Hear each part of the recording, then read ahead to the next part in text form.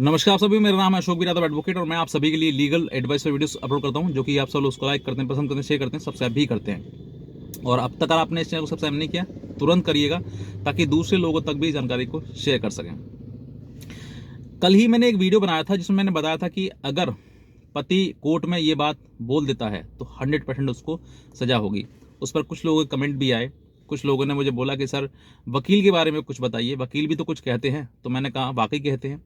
तो आज मैंने सोचा था कि वकील अगर आपको उकसाए किसी प्रकार से कुछ कहने के लिए, तो आपको क्या करना है और क्या नहीं करना है, क्योंकि कहीं ना कहीं रोल पत्नी का है, वकील का है, क्लाइंट जो एक्यूज हैं उनका भी है। तो पूरा एक एक सबको मिलाकर बात करी जाए तो तभी एक कोर्ट बनता है। जज साहब का भी है। तो आज मैं आपको वो पूरा कोर्ट में ट्रायल के दौरान एक्यूज्ड गवाही के दौरान क्या क्या होता है, क्या क्या आपको उकसाया जा सकता है, तो वो सब कुछ मैं आपको बताऊंगा। और अगर आप इस चैनल पर नए हैं तुरंत सब्सक्राइब करिएगा। दूसरा, कल पिछली वाली जो वीडियो है, इसी वीडियो के नीचे डिस्क्रिप्शन में मैंने लिंक दिया हुआ है, उसको भी आप देख लीजिए, ताकि आपको वाकई पुरानी चीजें जो है वो भी याद आ जाए। बहरहाल होता क्या है कि पति पत्नी का देखिए मैटर जो है वो डिस्प्यूट छोटी मोटी बात पे ही बड़ी बात हो जाती है। पत्नी कहीं ना कहीं नाराज होकर पति से मायके चली जाती है और जाने के बाद वहां से वो केस कर देती है, और अपने ही परिवार को वो झूठी बूटी बात बताकर जो है वो छोटी सी बात को बहुत बड़ी बना देती है। उसके बाद एफआईआर दर्ज हो जाती है। एफआईआर दर्ज होने के बाद जो है उसमें कुछ घर वाले भी उसमें शामिल हो जाते हैं, गवाही देते हैं। और फिर वो पति और पति के परिवार वाले को पुलिस परेशान करती है। पुलिस के द्वारा बचने से पति प्रतिपक्ष जो है वो बेल के लिए भागता है कि बेल हो जाए, किसी प्रकार से जमानत हो जाए हमारी, ताकि हम इन सब चीज़ों से हमें कोई परेशान ना कर सके। दूसरा, उस तरफ जो लड़की है वो भी अपने स्टेटमेंट बयान में हर जगह ये सोचती है कि किसी प्रकार से इसकी गिरफ्तारी हो जाए। लेकिन दोनों को चलते हुए गिरफ्तारी तो अब खत्म ही कर दी, क्योंकि कोर्ट कई ऐसे जजमेंट आ चुके हैं। रमेश कुमार स्टेट ऑफ बिहार का है, जो कि ऑनरेबल सुप्रीम कोर्ट का है। उसमें कहा गया कि 7 साल तक का पनिशमेंट जिन भी पारिवारिक मामलों में है उसको गिरफ्तारी करनी ही नहीं है। तो ऐसे कई टाइम टू टाइम मतलब जो है जजमेंट भी आते रहे, lower court, high court, supreme court तक तरह तरह की टिप्पणी भी महिलाओं के ऊपर की गई है कि कहीं ना कहीं इस सेक्शन 498A की जो इसको बताया गया महिलाओं का वेपन, परिवार खराब करने के लिए जो महिलाएं जो है उसको वेपन इस्तेमाल कर रही हैं। हालांकि ये सब चीज़ क्या है मैं आपको उस चीज़ के बारे में नहीं बताना चाहूँगा, लेकिन आज जो है मैं सिर्फ और सिर्फ ये बताना चाहूँगा कि अगर आप कोर्ट में वकील के द्वारा उकसाने पर, या आप पत्नी को द्वारा उकसाने पर, या किसी अपने गुस्से में आने के बाद अगर आपने ये सब कुछ बोल दिया जो मैं बता रहा हूँ, तो डेफिनेटली आपको कहता हूँ 100% आपको सजा होनी ही होनी है। तो क्या नहीं बोलना है आपके लिए, मैं आप इस वीडियो को, अगर आप नए हैं तुरंत सब्सक्राइब करिएगा और पूरा इस वीडियो को जरूर देखिएगा, क्योंकि अगर आप इस वीडियो को पूरा देखेंगे तभी आपको छोटी चीज़ें, आपको जानकारी मिलेगी और आप उन सब चीज़ों से जागरूक हो सकेंगे। सबसे पहले जैसे मैंने बताया कि एफआईआर दर्ज हुई। एफआईआर दर्ज होने के बाद जो लड़की को उसमें बयान होते हैं, स्टेटमेंट होते हैं, और स्टेटमेंट होने के दौरान उसको लगता है आईओ को कि वाकई इसमें सच्चाई है, तो कोर्ट में जो है वो चार्जशीट फाइल कर दी जाती है पुलिस के द्वारा। और उसके बाद जो है कोर्ट उस पति को या पति के परिवार वालों को जितने भी नाम दिए उसमें उन सबको सम्मन करती है। और सम्मन करने के बाद परिवार आता है या फिर नहीं आता है, फिर उसका वारंट भेज दिए जाते हैं। वारंट के बाद आप जमानत के लिए आते हो, जमानत कराते हो। जमानत कराने के बाद फिर उसमें चार्ज बनता है। चार्ज बनने के बाद लड़की के पक्ष की तरफ से जो है वो उसमें गवाही स्टार्ट हो जाती है, उनको बुलाया जाता है, सम्मन किया जाता है। वो नहीं आते हैं तो वारंट भी किया जाता है, और भी नहीं आते हैं तो फिर और प्रक्रिया है, लेकिन वो मैं बाद में बताऊंगा कभी। तो लड़की वो आती है, लड़की आके अपना बयान दर्ज कराती है वो कि मेरे साथ मारपीट करी, मुझे मारा पीटा गया, इस तरीके से घर से बाहर निकाला गया, इस तरह ये सब चीज़ें जो भी है कॉमन चीज़ें ये सब होती हैं। उसके बाद उस लड़की से ही क्रॉस होता है। आपको सबसे ज़्यादा इंपॉर्टेंट जो समय है वो यही है। लड़की अगर आप बयान करती है, आप पूरा उसको मॉनिटर करें कि लड़की कहीं नहीं, लड़की का वकील जो है वो किस तरीके से कुछ गलत तो नहीं लिखा रहा है, जो चीज़ है वो वही है, या उसकी कोई मदद तो नहीं की जा रही है वकील के द्वारा, वहाँ पर आपको मॉनिटर करना है। दूसरा, क्रॉस जो होता है, क्रॉस आपका वकील करेगा, यानी कि लड़के का वकील करेगा, पति का वकील। उसमें आप पूरी मदद उसकी करें वकील की, और बताएं उसको कि ये चीज़ें हैं, ताकि वो प्रश्न बनाने में जो है उसको सहायता मिल सके, और वो आप पत्नी से जो ज़्यादा से ज़्यादा सवाल पूछ सके, और उनके द्वारा वो सब चीज़ें निकाली जा सकें जो झूठ है, यानी कि सच्चाई जो है वो निकाली जा सके।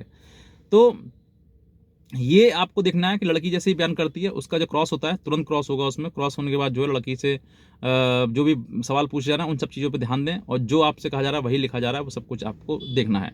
दूसरा, लड़की के बाद जो है उससे परिवार से, यानी कि उसके माता पिता जो भी हो सकता है कौन है, उन सब लोगों से भी बयान होगा, जो उसने 2 लोगों के बयान दिए होंगे, नाम दिया होगा उसने, क्या होता है, माता हो, पिता हो, भाई हो, जो भी हो, उनसे भी बयान होगा, स्टेटमेंट होगा, उसके बाद क्रॉस होगा। उनसे भी आपको पूछना है कि वाकई उनको पता है, नहीं पता है, हो सकता है कि झूठे गवाह हों, झूठे गवाही दे रहे हैं, तो गवाह भी सब झूठे हैं, तो वो भी आपको देखना है। उनसे क्रॉस होता है तो वो भी आपको मॉनिटर करना है कि वाकई इन सब चीज़ों में क्या क्या चल रहा है। उसके बाद ये पूरा प्रोसेस होने के, यानी कि फिर उसमें आईओ आएगा, आईओ की गवाही होगी, फिर डॉक्टर, अगर मेडिकल है तो डॉक्टर होगा, नहीं मेडिकल तो डॉक्टर की गवाही नहीं होगी। अब ये पूरा गवाही जब खत्म हो जाती है उसके बाद आता है आपका पक्ष, 313 बनती है उसमें। 313 बनने के बाद जो है इसमें आपसे पूछा जाएगा, अगर आप इसके में कुछ विपक्ष में देना चाहते हैं कि सर हम बचाव में ये अपने गवाह देना चाहते हैं, आप वो भी दे सकते हैं, आपके पास राइट है। और नहीं देना चाहते हैं, हालांकि ज़रूरत नहीं पड़ती है, क्योंकि इसमें क्रूअल्टी जो है बहुत ज़्यादा नहीं होती है, और महिलाएं जो है वो किसी प्रकार से झूठा, अगर आपको लगता है कि वाकई इसमें कोई प्रूव नहीं हो पा रहा है या झूठा चीज़ें सामने आ रही हैं, तो आपको कोई ज़रूरत नहीं है। अगर आप फिर भी आप देना चाहते हैं तो आप दे भी सकते हैं, उसमें राइट है आपके लिए। दूसरा, जिस समय 313 बनेगी, जो कोर्ट जो है आपका ऑनेबल जजेस जो है वो आपसे एक सवाल पूछेंगे, एक फॉर्म टाइप भरा जाता है उसमें, और उसमें से एक सवाल पूछा जाता है कि आपके ऊपर 498A, 323, 504, 506, 3/4 DP एक्ट, ये धाराएं हैं, और इन धाराओं में जो है ये जो आपके ऊपर जुर्म है, क्या आपने ये जुर्म किया था, ये आपसे सवाल पूछा जाएगा। अब देखिए, यहाँ पर इससे पहले वकील हो सकता है कि आपके कान में कुछ फुसफुसा दें, या फिर आपको उकसा दें किसी प्रकार से, या वकील हो, या पत्नी हो, या आपके घर परिवार वाले हों, या आप खुद उकस जाएं। समझ कर देखिए, एक मतलब इसमें आप ये समझिए कि अगर आप उकसाने में किसी में आ गए, या आपने गुस्से में ये बोल दिया हाँ मैंने किया था, या फिर किसी प्रकार से आपने कुछ और भी इसके अलावा कुछ चीज़ें बोल दी, गुस्से में आकर आपने बोल दिया, आक्रोशित होकर बोल दिया, तो कोर्ट से समझ लीजिए कि आपको 100% में कह रहा हूँ सजा कर देगा, अगर आपने यहाँ पर ऐसी चीज़ें बोलनी तो।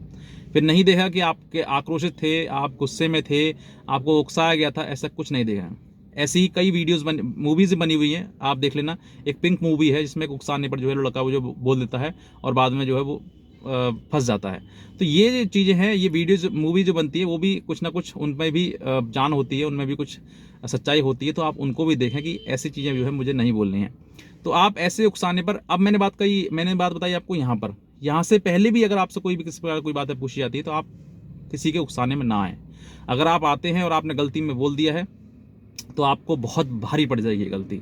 दूसरा, अब ये बोलना कैसे, मैं आपको वो बताता हूँ। अगर आपके सामने ऐसी चीज़ें सामने आती हैं, और आएंगी 100%, अगर आप ऐसे लड़ेंगे केस तो आएंगी, तो आपको विनम्र द्वारा, मतलब नम्रता के द्वारा, सर साहब हमने तो ऐसा कुछ नहीं किया था, और ये हमें सिर्फ और सिर्फ हरासमेंट किया गया, हमारा जीवन पूरा ख़राब कर दिया इस महिला ने, इस तरह की चीज़ें जो हैं, आपको जितना नम्र होकर, जितना प्यार से, मोहब्बत से आप बोल सकते हैं। वो भी एक इंसान है, जो जज हैं वो भी एक इंसान है, वो भी समझते हैं, उनके पास भी एक सॉफ्ट कॉर्नर है। हर एक व्यक्ति को ऐसा नहीं है कि एक्यूज पुलिस द्वारा बना दिया गया तो वो एक्यूज्ड ही है, वो मुलजिम ही है, नहीं, वो भी देखते हैं कि वाकई कहीं ना कहीं किसी के साथ में गुनाह ना हो, या किसी को गलत तरीके से हमें सजा ना दी जाए, तो वो भी आपको समझेंगे, और आपकी जो सच्चाई है वो कोर्ट के सामने आएगी, और आपको बरी कर दिया जाएगा। ये बात हुई है। नम्रता में बहुत ताकत है, आप नम्र रहेंगे तो आपको कोई दिक्कत नहीं आएगी, आप आगे बढ़ते जाएंगे, और आप एक ना एक दिन, कह रहा हूँ मैं, इस फेक सेक्शन 498 केस में से आप 100% बरी हो जाएंगे। तो आपको ये सब कुछ करना है। बाकी अगर आपको ये जानकारी अच्छी लगी है तो आप तुरंत सब्सक्राइब करिएगा, दूसरे लोगों तक भी इस जानकारी को जरूर शेयर करिएगा, ताकि और भी पति और पति के परिवार वाले इन सब फॉल्स केसेस से बच सकें। और बस मेरा ये निवेदन है, और अगर आप इसमें नए हैं तो सब्सक्राइब करिएगा। बाकी इस वीडियो को अगर आपने शुरुआत से नहीं देखा, तुरंत शुरुआत से देखिएगा। तो आज का वीडियो देखने के लिए आपसे भी बहुत धन्यवाद।